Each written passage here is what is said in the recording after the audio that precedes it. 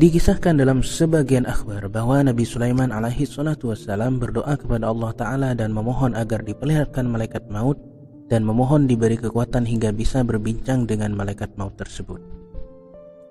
Suatu hari ketika Nabi Sulaiman alaihi salam duduk di atas singgasananya, tiba-tiba muncul seorang dari samping singgasana. Tidak ada yang bisa melihatnya kecuali Nabi Sulaiman alaihi salam. Beliau belum pernah melihat ada makhluk yang lebih sempurna darinya. Beliau bertanya kepadanya, "Wahai Allah, siapa yang memasukkanmu ke dalam rumahku?" tanya Nabi Sulaiman. Kemudian orang tersebut menjawab, "Yang memasukkanku ke dalam rumahmu adalah zat yang lebih berkuasa daripada dirimu dan diriku." Dari jawaban ini Nabi Sulaiman tahu bahwa orang ini adalah malaikat. "Engkau ini malaikat apa?" tanya Nabi Sulaiman. "Aku adalah malaikat maut." Kemudian terdengar kegaduhan karena jawaban ini. Nabi Sulaiman pun pingsan karena saking takutnya. Begitu juga dengan orang-orang yang bersama Nabi Sulaiman di dalam rumahnya. Kemudian malaikat maut berkata, "Wahai Tuhanku, sesungguhnya hambamu dan nabimu Sulaiman memohon kepadamu agar aku masuk ke dalam rumahnya. Namun karena saking takutnya, dia beserta orang-orang yang bersamanya sekarang seperti yang engkau lihat. Semoga engkau berikan kekuatan agar dia bisa melihatku." Kemudian Allah berkata, "Letakkanlah tanganmu di dada Sulaiman."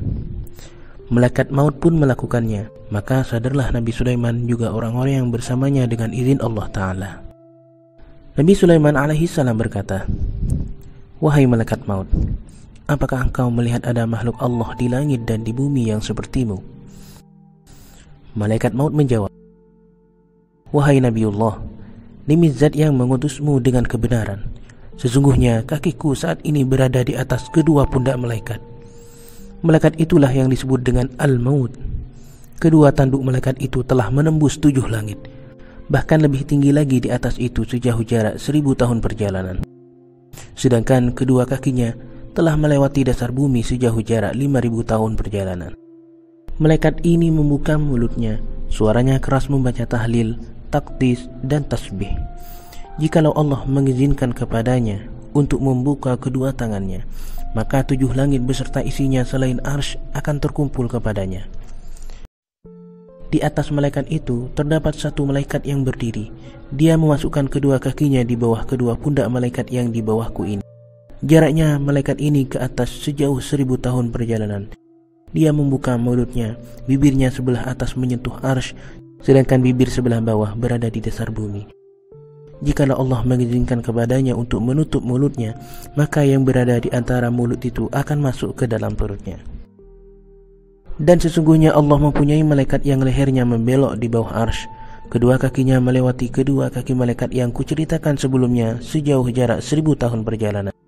Jika Allah mengizinkan untuk bernafas sekali saja, maka angin yang keluar dari hidung malaikat ini, semua makhluk Allah yang ada di 7 langit dan 7 bumi selain arsy akan masuk ke dalam hidungnya. Semua malaikat yang kuceritakan kepadamu, jika dibandingkan dengan malaikat lainnya yang lebih tinggi, maka seperti sayap lalat berada di tubuh seekor gajah. Dan sesungguhnya Allah mempunyai malaikat yang membuka telapak tangannya sebelah kanan. Mulai dia diciptakan oleh Allah Ta'ala, dia mengangkat suaranya dengan membaca tahlil, tasbih, takdis, dan tahmid. Jika Allah mengizinkan untuk menggenggam tangan kanannya, maka semua makhluk selain arsy akan berada di dalam genggamannya. Nabi Sulaiman alaihi salam berkata, "Cukup wahai malaikat maut, engkau telah memberitahu suatu urusan yang membuat khawatir nyawaku melayang. Diriku tidak kuat dan tidak mampu mendengarnya. Cukup sampai di sini saja." Ketika inilah Nabi Sulaiman alaihi salam berkata, "Wahai Tuhanku, aku ingin bertemu denganmu dan beristirahat dari dunia ini." Inilah sebab wafatnya Nabi Sulaiman alaihi salam. Wallahu a'lam bishawab.